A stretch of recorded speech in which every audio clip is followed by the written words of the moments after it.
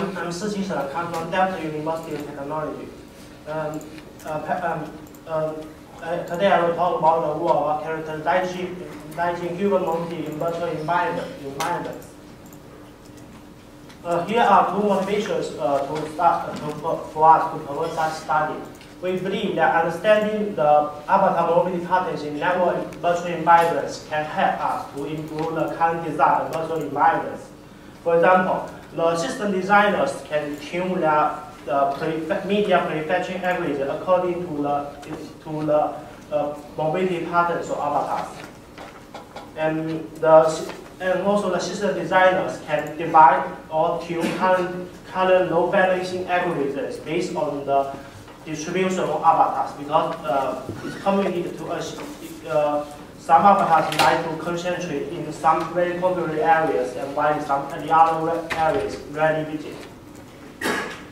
And also, system designers can develop better resource leasing policies based from the cloud based on the avatars distributions, and also according to the mobility patterns of avatars. And we hope that our study can help to innovate future designs. The first research question we want to answer in this work is how similar are the virtual world mobility patterns between world workflow and the second line. World workflow is one of the most popular massively multiplayer online games, and it is the major activities of the avatars in the game is basically finishing different quests and to play such kind of flavors, environments, or players, etc. activities. But in the second line, the major activities of the avatars or player is socializing, or it is widely used as software for entertainment and also for video conference. The second motivation for us for the work is that we are observing that increasing numbers of location-based virtual environments. The left part shows the pictures of Manhattan. Basically, for this game, players need to wear some bundle location-based devices, and then they play according to the rule of Pac-Man.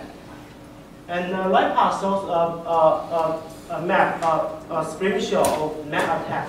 For this game, players also need to bring different GPS devices and try to occupy as much spot on the map as possible.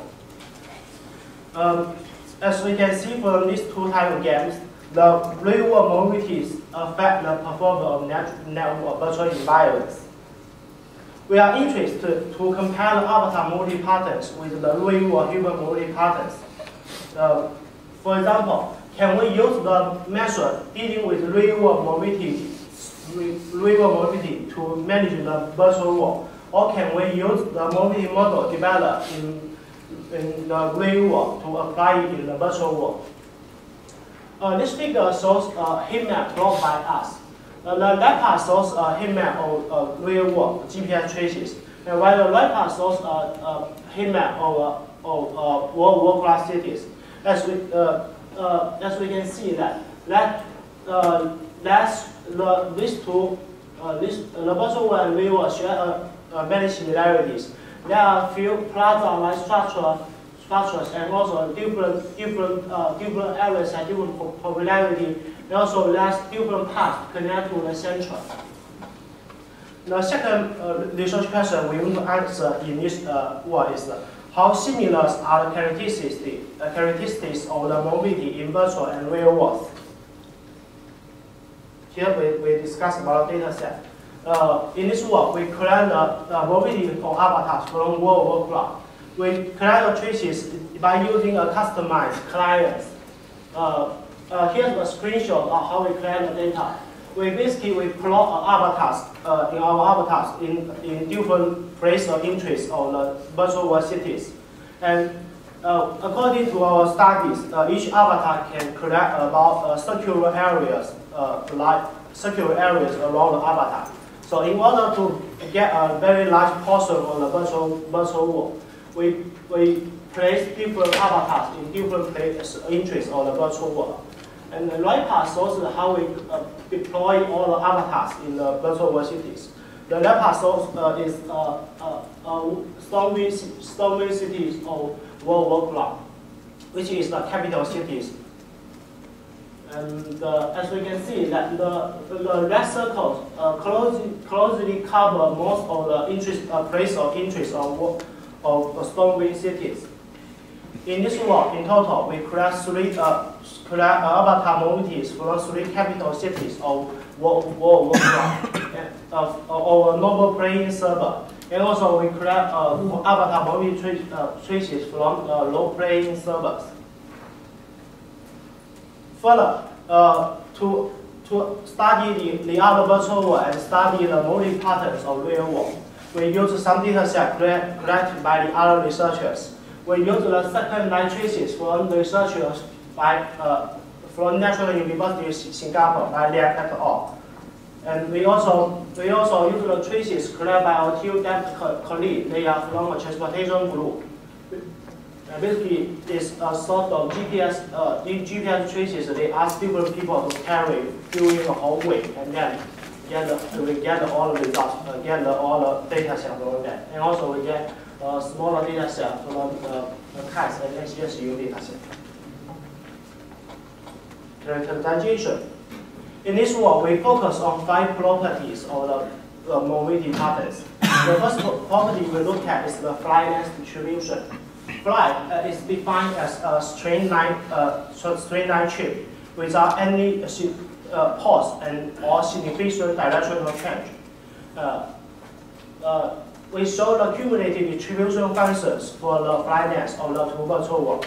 The left part shows the result for the World Cloud, while the right part shows the result for second line.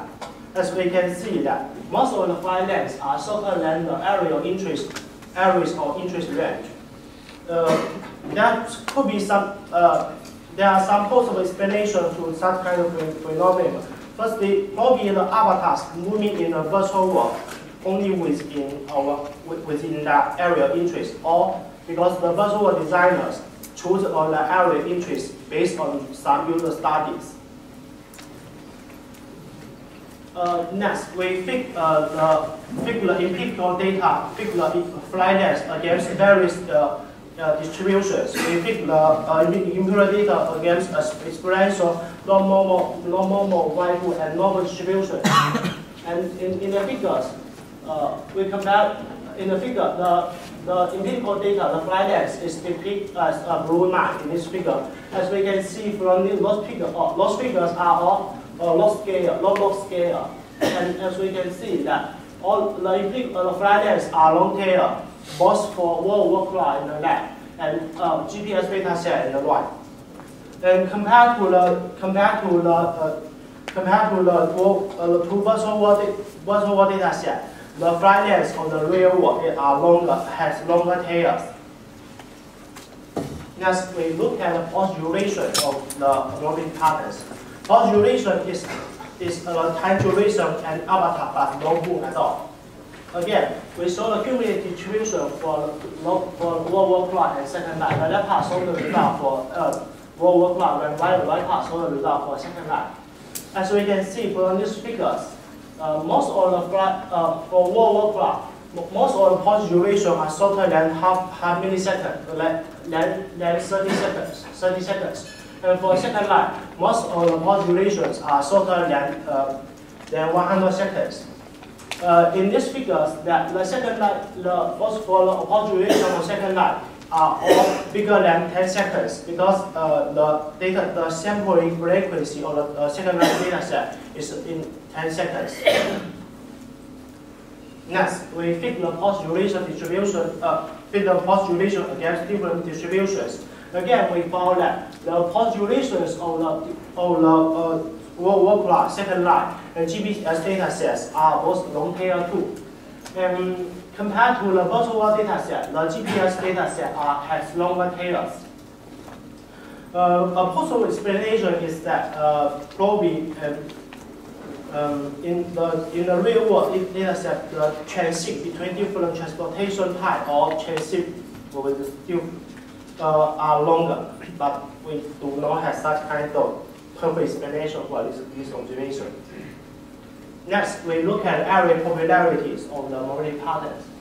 We define an area to conduct such study. We divide a virtual world map, a map into multiple non-overlapping rectangular areas, and then we count number of visits to that area. We define a person, visit, and areas only if the person paused at that area. The left part shows the result of IM4's world workflow when partitioning the map into different scale areas, while the right part shows the result for the second line when partitioning the map into 10 times 10 areas. As we can see that for IM4, most of when partitioning the map into 10 times 10 areas, nearly 80% of areas is no visit at all. Only visit at once. Why for the result is similar for second line. But the most popular areas is visits more than 200 times. From these two graphs, we can see that the average popularity of the virtual world is skewed to. This combined with the previous study that area popularity of real world is skewed. So we can say that area popularity of the virtual world and real world are both skewed too. Next, we look at the number of visit areas per avatar. The left part shows the result for world workflow, and the right part shows the result for second line. As we can see from here that most of the avatars of world workflow only visit less than 5% of the virtual of the areas in each virtual world map. But in the second line, the percentage is slightly bigger, but also most of them is also lower than 10% of the virtual world map. Yeah, all avatars in the virtual world dataset we study only visits a very small number of the study maps. This phenomenon suggests that the invisible movement boundaries is present both in virtual world and real world. Next, we look at the personal preference in area visitation. In real world, we have two of the most frequently visit locations for us is home and office. And the previous study of second line found that avatars do like to visit the same group of flags in different locations in different locations of the virtual world. In this study, we use a Gini coefficient to study the personal preference and area visitation. As we can see from this two graphs, that all the Gini coefficients are most of the Gini coefficients are between 0.2 to 0.6. This suggests that the area, the personal preference to different areas is skewed too. In virtual world, is skewed. The invitation and limitation. Based on the study about mobility patterns, for the skewed area popularity, designer can design such kind of caching mechanism based on the popularity of areas, or we can partition the map according to the area popularity instead of partition the map merely on its size. For peer-to-peer MVEs, we can probably choose some super node, choose the super node based on the personal preference or based on the pause durations. And because we do found the personal preference in area visitation, we may share the random image among avatars to save some computation powers of full mobile phone. Limitation of this study. We use for to collect the mobility patterns. Although in our study we already remove our effect of force, but we cannot be sure that there are no the other bots in our data set. But we can only say that because we collect the traces from the Siqi scenario, we believe that according to our game history or experience, there are less bots in the Siqi scenarios than the other scenarios. And also, in our study, only focus on the Siqi scenario of natural virtual environments, but but there are still many players spend many time in fighting scenarios. And also, because this is a client-side data collection approach, it has temporal coverage problems that we can only cover study the mobility pattern for a very limited amount of time. And also, we can only cover also the spatial coverage problem. We can only study a very small part of the virtual world instead of the whole virtual world. And compared to total population of world graphs, about 20 million, our data set, our study data set is very small scale. Conclusion: we found that the flight length and also the observations of both the avatar mobility and human mobility are long tail. We found that the average area popularity are skewed, and avatars only visit a limited number, a small part of the virtual world cities. And different avatars do have different personal preference to different locations of virtual world. For the GPS data set, the flight lengths are longer and then the personal preference to different some areas is higher. Thanks for listening. Any questions? Comments to that?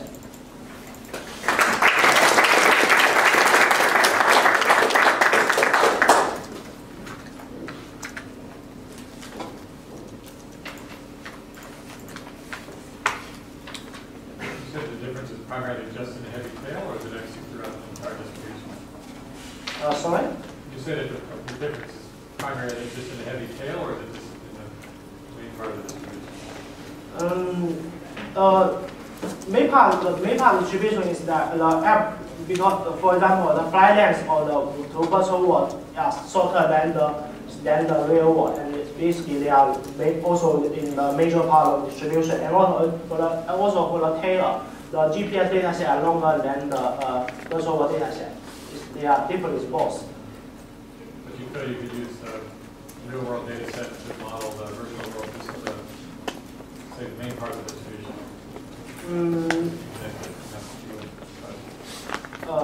Sorry, I didn't really get it. Do you feel that the match is good enough in the main part of the distribution that you could compare the virtual and the real world, or even that's too different to trust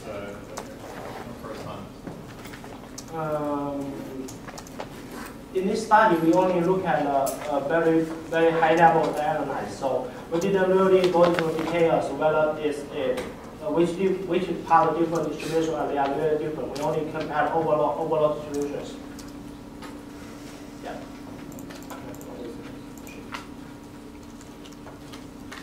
For Second Life, did you take one zone?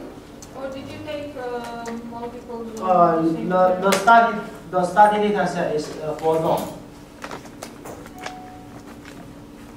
Yeah, there are 4 zones. And did you take into consideration the fact that the distribution of load in virtual worlds actually affects avatar distribution? Yes, but because in order to really compare such kind of data set across different city scenarios, we just ignore such kind of difference. But it's always better to really consider the structure of the map.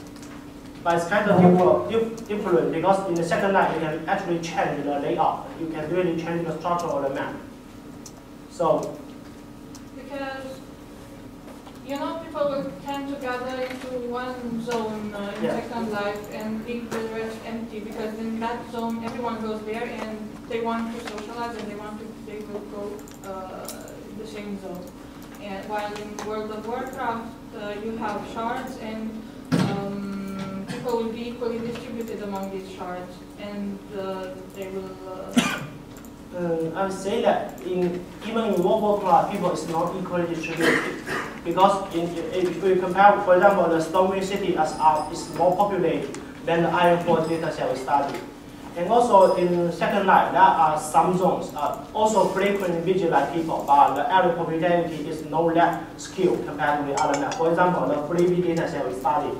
The freebie map dataset is basically people giving out free items to players, and then most of people just sometimes log into the map, go across the map, get something, and then leave. So it's kind of this type. All the moving pattern is because the layout and also the game type of different zones, the people's behavior is slightly different. So because in our study we are only focused on the 5 main properties we focus. But it's always interesting to look at the difference between the different kind of type. And one last question. In peer-to-peer virtual world, did you try analyze the distribution and the behavior?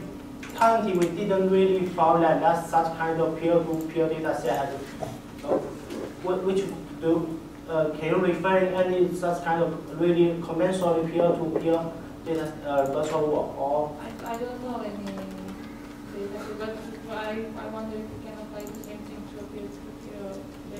I think you can apply the same reasoning to a peer-to-peer data set coming from a peer-to-peer virtual world, but I was wondering if you did it. We did it because, we did it. Because we cannot find some kind of map.